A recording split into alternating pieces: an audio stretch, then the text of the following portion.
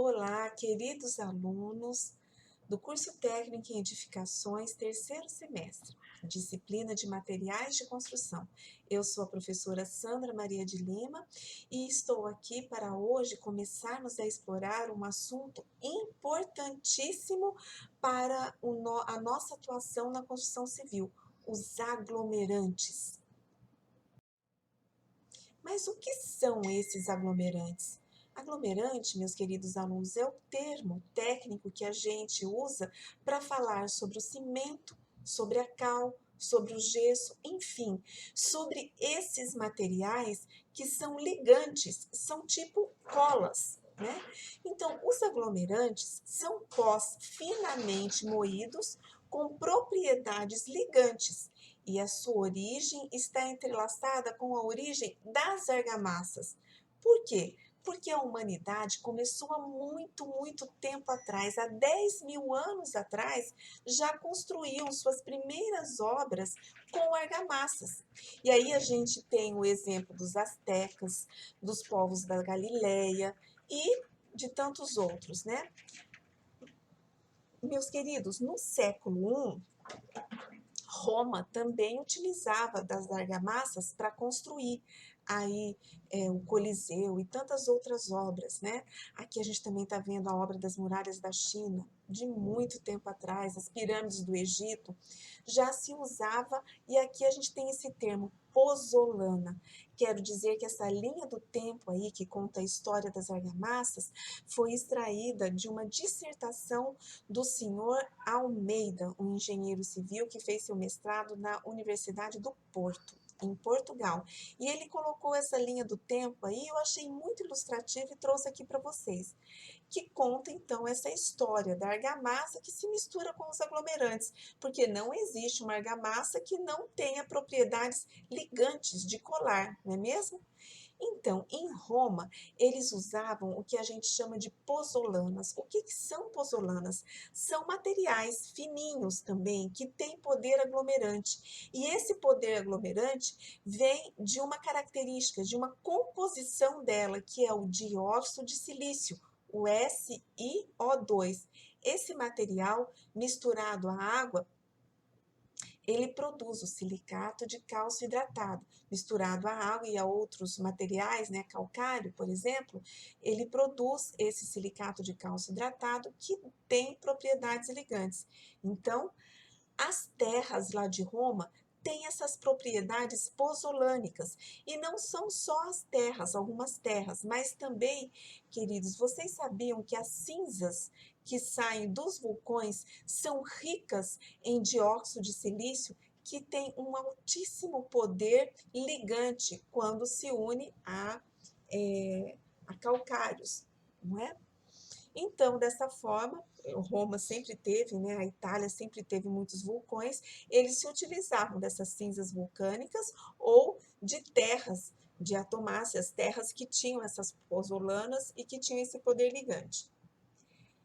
Bem, em 1759, John Smithson foi um inglês que verdadeiramente inventou o cimento Portland como a gente conhece hoje. Na realidade, não exatamente, porque ele foi sendo aprimorado, né? Mas John Smithson, ele calcinou calcários moles, né, argilosos, e aí ele produziu um pozinho fino que tinha propriedades ligantes. Ele viu que esse material era excelente, inclusive ele construiu com este material o farol de Eddystone, que existe até hoje e está aqui representado nessa foto para vocês. Só, meus queridos, que o John Smithson, ele criou, inventou o cimento, mas ele não patenteou. Mais tarde, o Joseph Aspdin, ele fez o cimento como a gente conhece hoje, né? Então, ele misturou calcário e argila submeteu a um processo térmico e aí, bingo, ele inventou o cimento, ele melhorou o produto do John Smithson e fez o cimento nos moldes de hoje e patenteou o cimento então em 1824. A primeira fábrica de cal hidráulica foi construída em 1826 na França e a primeira fábrica de cimento foi na Inglaterra em 1857.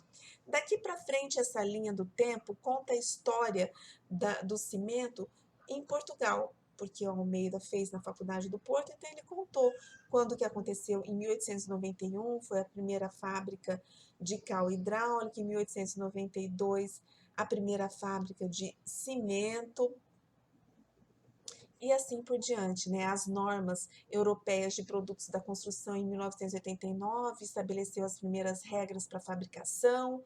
Em 2012 teve o marco, né, das normas de cimento Portland,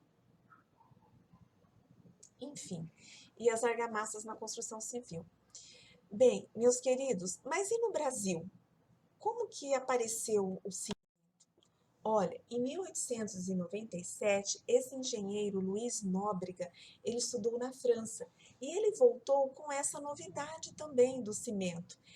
Então, de 1897 a 1904, ele implantou uma fábrica na Paraíba e ele fez produzir o cimento com os calcários que tinha lá na região. Mas não deu muito certo, porque o produto tinha baixa qualidade e tinha outra questão, ele estava muito longe do centro consumidor. Mas nós temos que reconhecer que o engenheiro Luiz Nóbrega foi o primeiro a trazer essa ideia de fazer uma fábrica de cimento aqui no Brasil. O governo do Espírito Santo, em 1912, em Cachoeira do Itapemirim, ele implantou uma fábrica. Mas essa fábrica ela não produzia muito, 8 toneladas ao ano, tinha problemas para funcionar.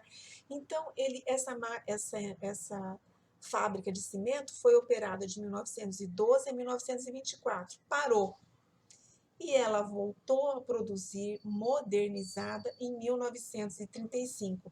Mas da onde veio essa modernização? Em 1924, foi fundada a Companhia Brasileira do Cimento Portland, em Perus, São Paulo. E aí sim foi o grande marco da produção de cimento na indústria no Brasil. Por quê? Porque essa companhia começou a investir em estudos, pesquisas, em tecnologia e conseguiu, então, implantar fábricas que tinham um produto de qualidade. E assim, a fábrica lá do Espírito Santo também voltou a funcionar em 1935, já com as modernizações trazidas pela Companhia Brasileira do Cimento Portland. Entre 1945 a 1955 foram construídas 16 novas fábricas no Brasil. Queridos, até 1933, a maior parte do cimento consumido no Brasil era importado. Somente a partir de 1933 é que a produção brasileira começa a se igualar e depois supera a produção. Em 1955, apenas, o Brasil se torna autossuficiente na produção de cimento Portland. Em 2012, nós tivemos aqui em Mato Grosso a nossa primeira fábrica implantada com sucesso. Bem, então vamos falar dos grandes nomes na história para os aglomerantes, especialmente para o cimento Portland. Bom, então o primeiro é o grande inventor, né? John Smithson, que construiu o farol de Eddystone, então que ele calcinou um calcário mole e argiloso e produziu esse material resistente à água e com propriedades ligantes. Mas ele não patenteou, ele também ficou nesses moldes aí. Em 1818, Louis Vicat, um francês, ele produziu um ligante com a mistura de argila e calcário.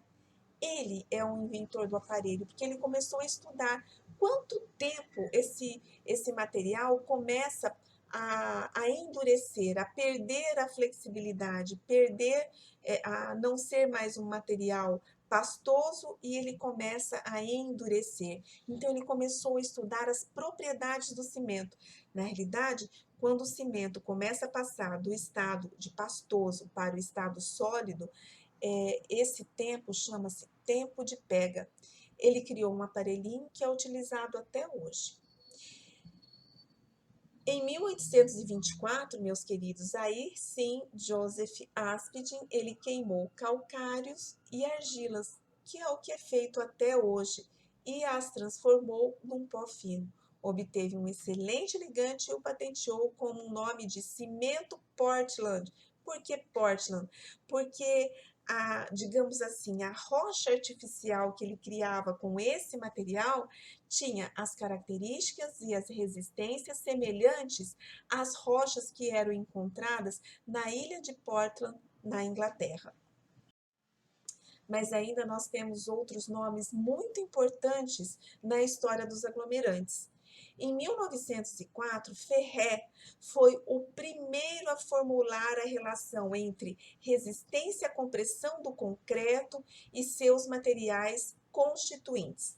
Meus queridos, o principal atributo, a principal função do concreto é resistir a esforços de compressão, ou seja, a gente aplica uma força que promove a aproximação das suas fibras, a gente aperta o concreto. Então, a maior capacidade dele é de resistir a esforços de compressão. Ferré, então, começou a relacionar como que o tipo de brita que eu utilizo interfere nisso, como que a quantidade de cimento interfere nisso. E ele foi, então, um estudioso dessas leis que regem o concreto, o cimento, né? E os materiais à base de cimento, perdão. Mas este homem, o Abrams, em 1925, ele realmente descobriu a grande lei que rege a resistência dos concretos e dos materiais à base de cimento. Qual é esse grande elemento? É a relação, o fator água-cimento. Abrams provou, demonstrou e criou leis matemáticas que comprovam que a resistência dos materiais à base de cimento estão altamente relacionadas com o fator água-cimento, né? Intimamente relacionadas com o fator água-cimento. É o que comanda. A quantidade de agregado que você usa, tudo isso pode interferir? Muito pouco, porque de fato o que interfere é a quantidade de água que você usa para hidratar e causar então as reações nesse cimento. Por quê? Porque, meus queridos, ele inclusive, Powers, na realidade demonstrou, que é o próximo que nós estamos falando, e Powers inclusive, ele tem o título de o pai da ciência moderna dos materiais à base de cimento. Trevor Cleveland Powers, um americano, ele demonstrou que a gente precisa, no máximo, de uma relação, para 1 quilo de cimento, a gente precisa de 260 gramas de água para fazer com que ele se hidrate. Só que o que acontece? Se você fizer isso na vida real, você não consegue trabalhar com os produtos à base de cimento, porque eles ficam uma farofa. E daí não dá para eu aplicar uma farofa na parede, não dá para eu moldar um pilar ou uma viga com uma farofa. Mas o Trevor Cleveland Powers demonstrou isso. E ele, meus queridos, ele foi tão eficiente nos seus estudos que até hoje a maior parte das revoluções, das evoluções que acontecem no mundo do concreto, o desenvolvimento dos concretos de ultra resistência, de ultra desempenho, estão todos baseados nas pesquisas de Powers. Bom, então esses são os grandes nomes da ciência no mundo dos aglomerantes. Mas vamos entrar então agora realmente no tema aglomerantes e vamos ver quais são os tipos de aglomerantes que existem. Vamos reforçar o conceito? Aglomerantes são pós finamente moídos com propriedades Ligantes, eles são colas, né? Existem os aglomerantes hidráulicos e os aglomerantes aéreos. Os aglomerantes hidráulicos, eles são resistentes sob a ação da água, são mais resistentes, né? E para adquirirem as propriedades ligantes, precisam ser hidratados. Tornam-se ligantes por meio de uma reação de hidratação. Quais são esses aglomerantes? O cimento de silicato de cálcio, que é o cimento Portland, patenteado por Joseph Aspdin. O cimento de aluminato de cálcio, que a gente conhece no mercado como cimento aluminoso. Mais para frente nós vamos ver em que caso nós usamos um ou outro. E mais ainda, existem vários tipos de cimento Portland. Não existe só um tipo de cimento Portland. E os aglomerantes aéreos, eles não são resistentes à ação da água. Quais são os aglomerantes aéreos? A cal e o gesso. Vamos explorar mais então a cal. Vamos entender o que ela é, como é o seu processo de fabricação, quais são os tipos de cálices que existem no Brasil e aonde elas são aplicadas. Bem, a cal, então, é o aglomerante mais antigo utilizado pela humanidade. Ela tem baixa resistência à água mediante exposição continuada. E a gente pode perceber isso, quem nunca morou perto ou teve a sua própria casa. Eu me lembro que meu pai sempre no final, sempre queria pintar o muro da nossa casa e a gente usava a caiação, né? Mas todo ano a gente tinha que refazer essa pintura. Por quê? Porque depois das chuvas, né, da estação de verão, elas sempre escorria, dissolvia, aquela tinta era dissolvida com a exposição constante, continuada à água. Então, a cal não tem essa resistência. O endurecimento da cal, ou seja, o ganho de resistência, é muito lento quando comparado ao do cimento e ao do gesso, pois depende da difusão do CO2 para o interior do produto. Então, a cal, ela passa por uma série de processos, mas depois que o material, por exemplo, que a cal foi aplicada numa argamassa e eu aplico essa argamassa numa parede para revesti-la, ela vai endurecer, a cal vai endurecer quando houver o contato dela com o dióxido de carbono da atmosfera. Por isso, meus queridos, que quando a gente reveste e isso demora normalmente 28 dias. E o que acontece se a gente não espera esse tempo para que realmente o produto que está lá na cal, que é o hidróxido de cálcio, que nós vamos aprender já já, não entre em contato com o CO2? Ele não endurece, e se eu pintar essa parede antes de 28 dias, o que pode acontecer, o que vai acontecer na maior parte das vezes, é que essa cal vai hidratar depois. E o produto, né, dessa difusão, ele tem um volume maior. Então, aí vai causar bolhas nessa pintura, vai causar manchamento nessa pintura e outras patologias. A cal confere elevada porosidade aos produtos, por isso que a água penetra e pode dissolvê-la. Os produtos à base de cal têm menor módulo de elasticidade que aqueles à base de cimento. O módulo de elasticidade, nós vamos ver a definição disso já já, mas ele está relacionado com a capacidade que um produto, que um corpo tem de receber um carregamento e se deformar. Quanto mais ele se deforma com um dado carregamento, menor será o seu módulo de elasticidade. Porém, quando um produto tem um baixo módulo de elasticidade, ele também tem mais flexibilidade, ou seja, um material que tem um elevado módulo de elasticidade, ele apresenta fissurações com um carregamento, com um dado carregamento.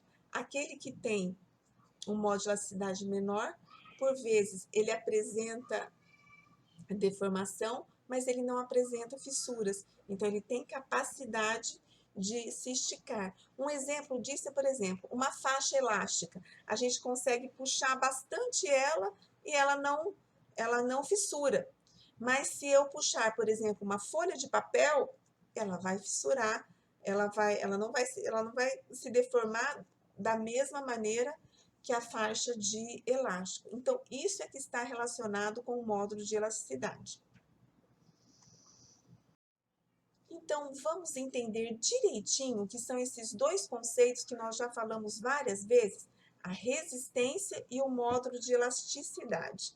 Então, a resistência é a capacidade do material suportar esforços de tensão sem apresentar ruptura.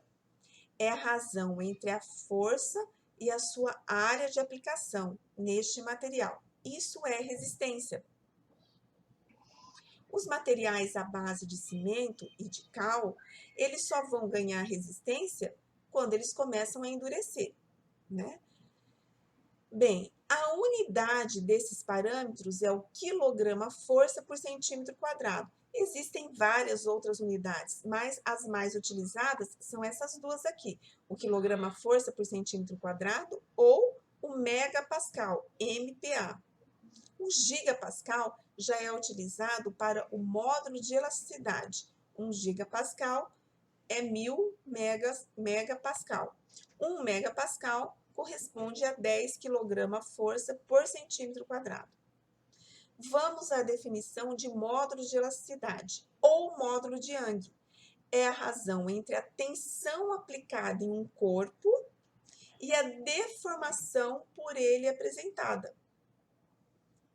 Normalmente, meus queridos, os concretos que nós utilizamos por aí, convencionais, né, de uso convencional, não de uso especial, eles têm a sua resistência variando de 200 a 350 kg-força por centímetro quadrado, ou de 20 a 35 megapascal. O módulo de elasticidade da maior parte dos concretos é de 28 gigapascal, ou 28.000 megapascal.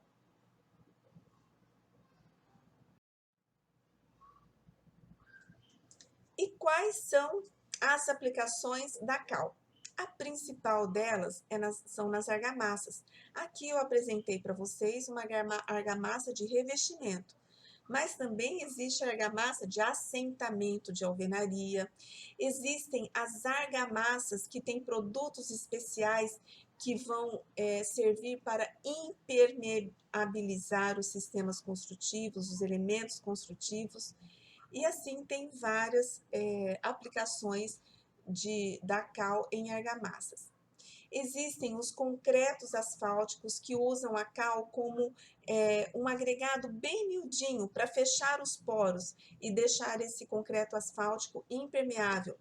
Existe a utilização dos solos para estabilizar taludes. Por quê? Porque a cal ela tem poder aglomerante. Então, quando eu misturo a cal com um solo úmido, ela promove a ligação desses grãos.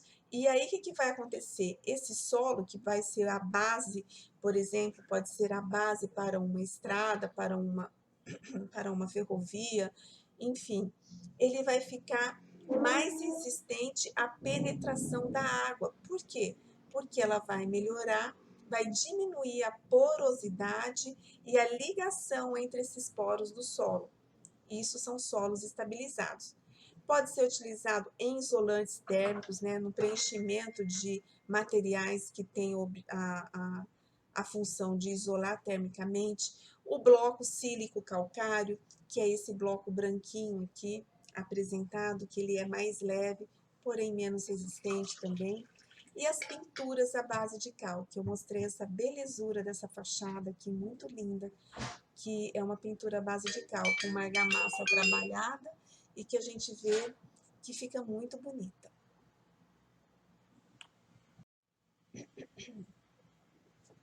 Vamos agora, meus queridos, falar mais tecnicamente da cal. Vamos dar a definição técnica desse aglomerante. É um aglomerante inorgânico, ele não é feito de planta, de nada disso, ele é feito de minerais, né? É um aglomerante inorgânico produzido a partir de rochas calcárias, compostas basicamente de cálcio e magnésio, que se apresenta na forma de um pó muito fino. O endurecimento se dá pela difusão do CO2. Lembra aquela historinha que eu estava falando? Que a gente tem que aplicar argamassa, deixar ela ali na parede e deixar pelo menos 28 dias em contato com o ar, que é para o CO2 entrar em contato com essa argamassa e promover um endurecimento deste produto. O poder aglomerante da cal tem origem nos hidróxidos. Por isso, é fundamental adicionar água à cal e é fundamental a hidratação da cal. Por que a gente está falando isso? Claro que a gente vai adicionar água. Não é essa água que a gente coloca na argamassa. Vejam só, a cal, existe a cal virgem e a cal hidratada. Há um tempo atrás, meus queridos, há 20, 30 anos atrás, era comercializado o que a gente chamava de cal virgem. Do que era composta a cal virgem? Dióxidos de cálcio, dióxido de magnésio, óxidos não hidratados e carbonatos de cálcio e de magnésio. Como eu disse ali acima, o poder aglomerante está nos hidróxidos. Vocês estão vendo algum hidróxido aqui na cal virgem? Não existe. Então, a cal hidratada, que é a cal que tem o poder aglomerante, ela sim contém os hidróxidos de cálcio, o hidróxido de magnésio e os óxidos não hidratados e carbonatos de cálcio e de magnésio não hidratados. Então, a cal, que é um pó, a cal virgem, que é um pó, quando eu adiciono água, uma certa quantidade de água na cal virgem, eu vou transformar os óxidos de cálcio e magnésio em hidróxidos de cálcio e de magnésio. Mas olha só, essa operação não transforma a cal numa pasta, ela continua sendo um pó, né? É que essa água, ela é utilizada todinha para combinar os óxidos com a água, formando os hidróxidos. Então, meus queridos, na classificação quanto à origem, as cales, essa classificação será em relação à matéria-prima, né? Então, se a matéria-prima é a calcita, ou seja, é uma rocha carbonática cuja composição é o carbonato de cálcio, então eu tenho as cales calcíticas, né? Cálcicas. E as magnesianas são as carbonáticas dolomíticas, porque o dolomito é o calcário, que é composto pelo carbonato de cálcio e pelo carbonato de magnésio. Então, quais são as matérias-primas? Calcário e dolomito. Nesta primeira coluna aqui, eu tenho os óxidos que compõem os calcários e os dolomitos. A cal virgem, que já passou pelo processo de fabricação, que já eliminou totalmente o CO3, né, o trióxido de carbono, então ela fica 100% com óxido de cálcio. As dolomíticas, elas ficam com um pouco de óxido de cálcio e um pouco de óxido de magnésio. Depois que ela se hidrata, então eu adicionando água a cada uma delas, a composição passa a ser esta daqui. Como que acontece a produção da cal? Então, é preciso extrair a matéria-prima, que ou a calcita ou a dolomita, e aí essa matéria-prima passa por um processo de britagem. Depois desse processo de britagem, a gente faz a seleção da faixa granulométrica ótima e transporte para o forno, porque a gente não pode simplesmente extrair aquelas pedras gigantes de calcário e colocar dentro do forno. Ela precisa ser cominuída. Lá no forno vai acontecer a calcinação. O que é a calcinação? Vocês lembram da fórmula que é CaCO3 e MgCO3? Então, vai ficar só o CO2 vai ser eliminado e nós vamos ficar com o óxido de cálcio e o óxido de magnésio. Aliás, acho que na transparência anterior eu falei sobre eliminar o CO3. Não, a gente não elimina, a gente só elimina o CO2 e fica o O para compor o óxido. Depois que passa da calcinação, aí vai acontecer a moagem adequada para cada tipo de hidratador. Armazena-se a cal virgem, que não tem poder aglomerante ainda. Ela só vai ter poder aglomerante depois que passar pela sua hidratação, e aí vai hidratar e vai moer novamente, e depois ensacar e distribuir para comercialização. Este fluxograma que eu extraí da dissertação de mestrado do Soares apresenta, então, as etapas do processo. Processo de extração mineral do calcário, depois a seleção granulométrica do calcário por peneiramento, o processo de decomposição térmica do calcário em forno de calcinação. Então, ao invés de termos o CaCO3 e o MgCO3, nós vamos, por meio da queima, uma temperatura em torno de 360 graus, o CO2 vai ser liberado para o meio ambiente e a gente vai manter os óxidos de cálcio e de magnésio. Depois vai acontecer a seleção granulométrica da cal virgem em silos de diferentes faixas granulométricas e a hidratação para a produção do leite de cal ou cal extinta. Então, este é o forno, né, rotativo, e aí produz a cal. Vamos entender melhor essa reação de hidratação, agora que a gente viu como ela é produzida? Gente, a reação de hidratação da cal, ela é fortemente exotérmica, ela libera calor de 80 a 85 graus Celsius. E ela libera esse calor durante aproximadamente 20 minutos. Qual a quantidade de água que a gente adiciona à cal virgem para promover a sua hidratação? Então, existe essa proporção de 1 para 2 ou 1 para 3, ou seja, para 1 kg de cal, 2 kg de água, ou para 1 kg de cal, 3 kg de água. A gente vai precisar de mais água quanto mais finos estiverem, né? Porque a gente vai ter mais superfície específica para molhar. Bem, a cal hidratada, então, o que acontece? Os óxidos de cálcio e de magnésio, eles são misturados com água e aí formam os hidróxidos de cálcio e os hidróxidos de magnésio, que têm o poder aglomerante. Então, nós vimos que tem dois tipos de matéria-prima. A matéria-prima que vem da calcita e a dolomita, né? Então, será que isso faz com que hajam tipos diferentes de cális no Brasil? Então, olha só, existe a cal hidratada 1, a 2 e a 3.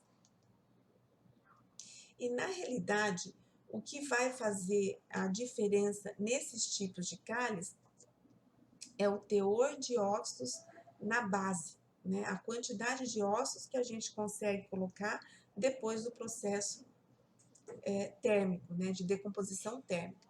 Então, os tipos de cális são definidos em função do teor de óxidos totais e pelo teor de carbonato ainda presente. Que teor de carbonato é esse?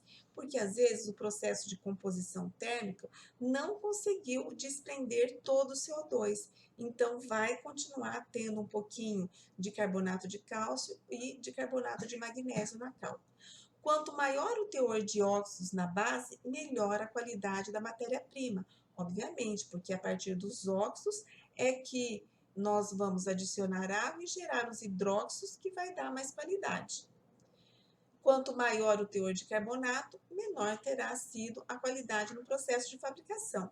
E esses carbonatos, eles são inertes, não acontece nada, mas você vai ter a cal produzindo menos aglomerantes.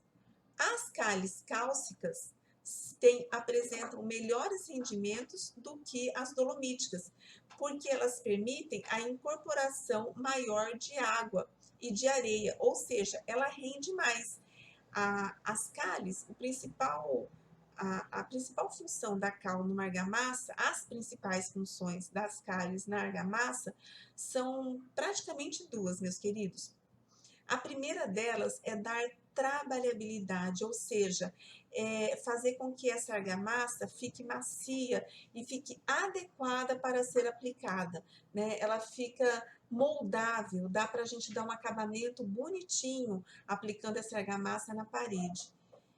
A outra função é que as argamassas, elas se utilizam do cimento, que é um aglomerante hidráulico que precisa da água para ter a sua reação química que vai transformá-lo num ligante. As cales, elas têm a capacidade de absorver moléculas de água. Então, elas seguram essa água, não deixa que a água evapora para o meio ambiente, proporcionando a hidratação do cimento contido nessa argamassa, e aí, então, vai conferir resistência e durabilidade a essa argamassa. As cales no Brasil, 1, 2 e 3, a cal hidratada 1 é melhor do que a 2, que é melhor do que a 3. Por quê? Porque elas têm, o que as diferencia é o teor de óxido na base. E como a gente tinha falado, os óxidos são necessários para a produção dos hidróxidos que dão a propriedade ligante às cales. E a qualidade também está relacionada com a quantidade do teor de carbonato. Esse teor de carbonato, então, ele existe porque não houve a completa decomposição térmica lá na fabricação. Então, são esses os índices que diferenciam a classificação das cales, 1, 2 e 3. Então é isso, meus queridos, o que nós tínhamos para explorar desse assunto de cales. Aliás, temos tantos outros, mas para o escopo da nossa disciplina é isso. Na próxima aula, nós vamos seguir com os aglomerantes e aí nós vamos explorar o gesso e o cimento Portland. Continuem os estudos e até a próxima. Fiquem com Deus e um beijo no coração de todos.